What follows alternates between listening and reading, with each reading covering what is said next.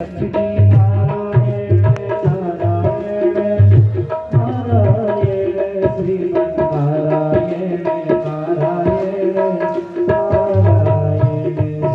कह रहा है, अरे नारायण का नाम ले रहा है, जो मेरा दुश्मन है उसका नाम ले रहा है और वहां से लौटा। आज का दिन ठीक नहीं है।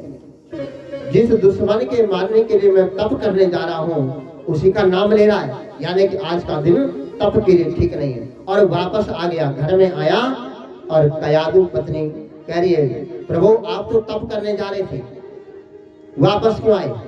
बोला, अरे जिसका नाम मैं लेना नहीं चाहता था उसका नाम किसी पक्षी ने ले लिया और मेरा दिन खराब हो गया, मैं वापस आ गई। कयादू ने सोचा, अरे वाह, आज तो मैं अपने पति से भी 108 बार भगवान का नाम लिवा के छोड़ूंगी, कुछ तो इसका भला हो, क्योंकि ये उनसे वैर रखते हैं। और पत्नी ने कहा ठीक है, और बोलने लगी, क्या नाम लिया बताओ ना। बोला, परमात्मा का नाम ले रहे थे। बोला, किस परमात्मा का बताइए ना। उस पक्षी ने क्या कहा?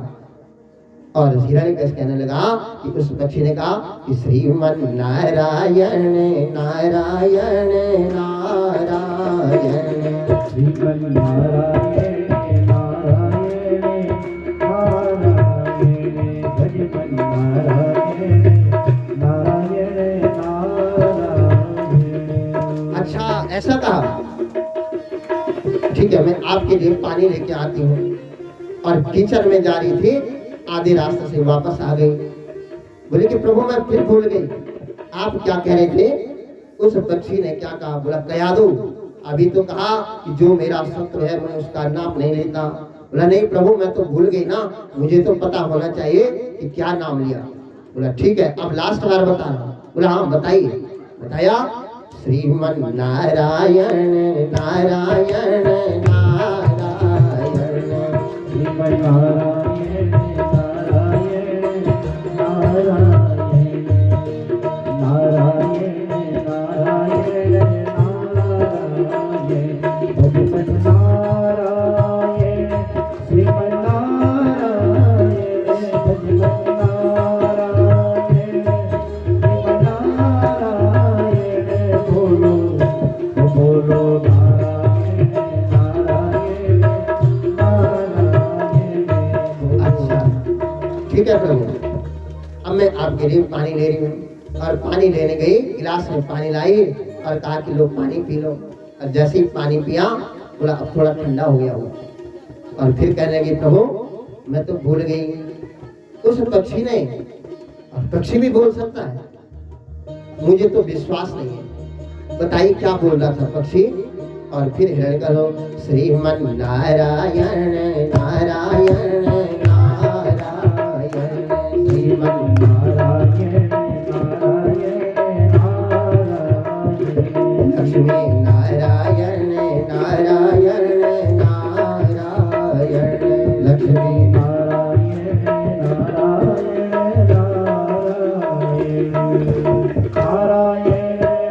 नारायण, नारायण नारायण नारायण, गाओ नारायण नारायण नारायण, भजमन नारायण नारायण नारायण। और कयादू ने सोचा कि 100 बार तो हो गया, नाम 100 बार ले लिया, गिन रही है, अब 8 और बाकी है, अब क्या बोलूं। कहने लगी, प्रभु आप क्या खाएंगे? आपके लिए क्या बनाऊं? कुछ बनाती हूँ। बोला, नहीं नहीं, आज मैं कुछ नहीं खाऊंगा, क्योंकि उस पक्षी ने पहले ही मेरा दिमाग खराब कर दिया है। बोला, क्या किया? कुछ कहा उसने? अरे कयादू अभी तक तो बताया। हे प्रभु मैं भूल गई ना, और कार्यों में मेरा ध्यान था, मैं भूल गई, बताइए ना। फिर बताइए। कहा, मैं अब अंतिम बार बता रहा हूँ। बोला, ठीक है बताइए। और कहने लगा कि श्रीमन नारायण नारायण नारायण, श्रीमन नारायण नारायण नारायण, नारायण नारायण नारायण, गोविंद नारायण नारायण नारायण, भजमन नारायण नारायण नारायण, भजमन नारायण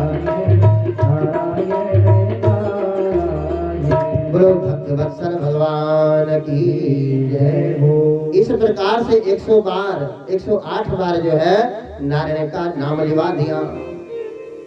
अगले दिन प्रातः काल हुई और हिरण्यकशिपु तप के लिए चला गया और यहाँ कयादु के पेट में हिरण्यकशिपु का अंश।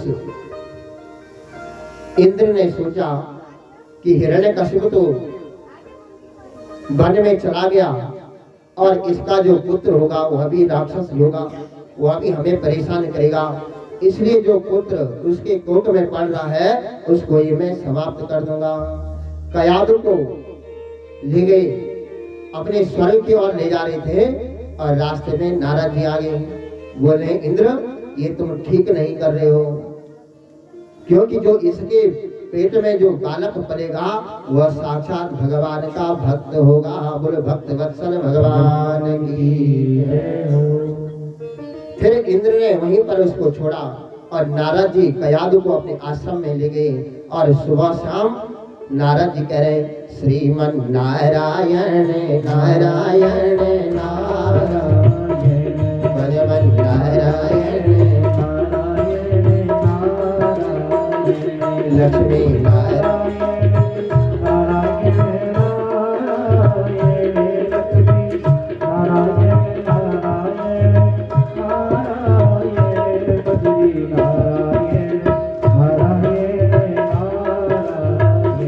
कयादु के कोख में जो बालक पल रहा है वह नारद जी के सत्संग सुन रहा है।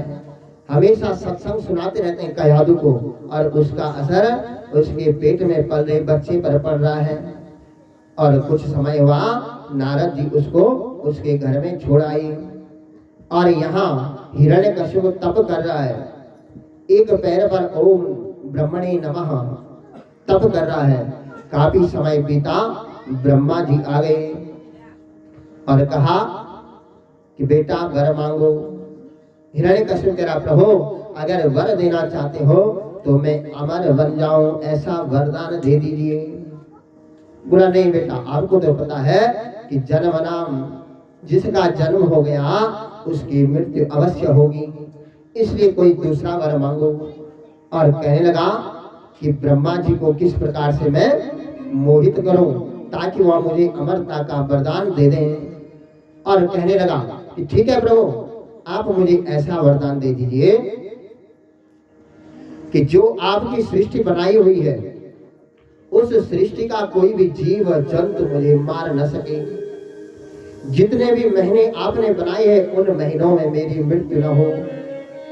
जो भी समय आपने दिन का, रात का, शाम का, प्रातः काल का समय जो भी बनाया है उस समय में मेरी मृत्यु न हो। और फिर जितने भी वस्त्र इस धरती पर अस्त्र है उन अस्त्रों से मेरी मृत्यु न हो। बोला हाँ बेटा ये वरदान मैं तेरे को दे सकता हूँ।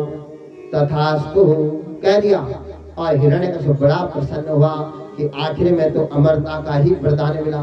ऐसी कौन सी वस्तु होगी जो ब्रह्मा जी के इस सृष्टि में नहीं है। और प्रसन्न होकर के घर आ गया और घर आकर के लोगों को परेशान करने लगा। देवताओं पर चढ़ाई कर दी, देवताओं को पराजय कर दिया, ब्राह्मणों को मारने लगा, यज्ञों को बंद करवा दिया।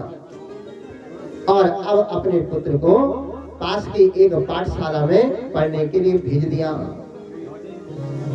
और एक दिन फिर पुत्र की पाठशाला में गया, पुत्र को गोद में रखा और कहा कि बेटा तूने क्या पढ़ा सुना तो। बेटा कह रहा है कि तद साधु मन्ये सुरवर्य देहिनां सदा समुद्री रधियामशद्ग्रहा हेत्वात्मपातं गृह अंधकूपं वनं गतो हरिनाम आश्रये। बोला पिताजी मैं तो यही कहता हूँ कि जो ये संसार है, जो ये घर गृहस्थी है, ये सब अंधकूप है, अंधा कुआं है। सब लोग यहाँ अंधे होकर के इस कुएं में कूद रहे हैं। मैं तो ये कहता हूँ कि सबको क्या जंगल की ओर जाना चाहिए और परमात्मा का भजन करना चाहिए, तप करना चाहिए ताकि उनको हरि की शरण प्राप्त हो सके। और हिरण्यकशिपु को क्रोध आ गया। बोला बेटा किसने पढ़ाया? बोला पिताजी आप ही ने कहा कि स्कूल में जा पढ़ाई कर, और मैंने यही पढ़ा। बताया नहीं कि किसने पढ़ाया। गुस्सा हुए घर आ गए और कुछ समय बाद फिर गए, और जब फिर गए तो बोला बेटा अब आपने क्या क्या पढ़ा? बोला पिताजी उस समय तो एक पाठ पढ़ा था, अब 9 पाठ पढ़ दिए। क्या पढ़ा? कि श्रवणम कीर्तनम विष्णु स्मरणम पाद सेवनम अर्चनम वंदनम दास्यम सख्यमात्म निवेदनम। पिताजी मैंने पढ़ा कि परमात्मा के प्रति समर्पण भाव से नवधा भक्ति करो। और वे नवधा भक्ति क्या है?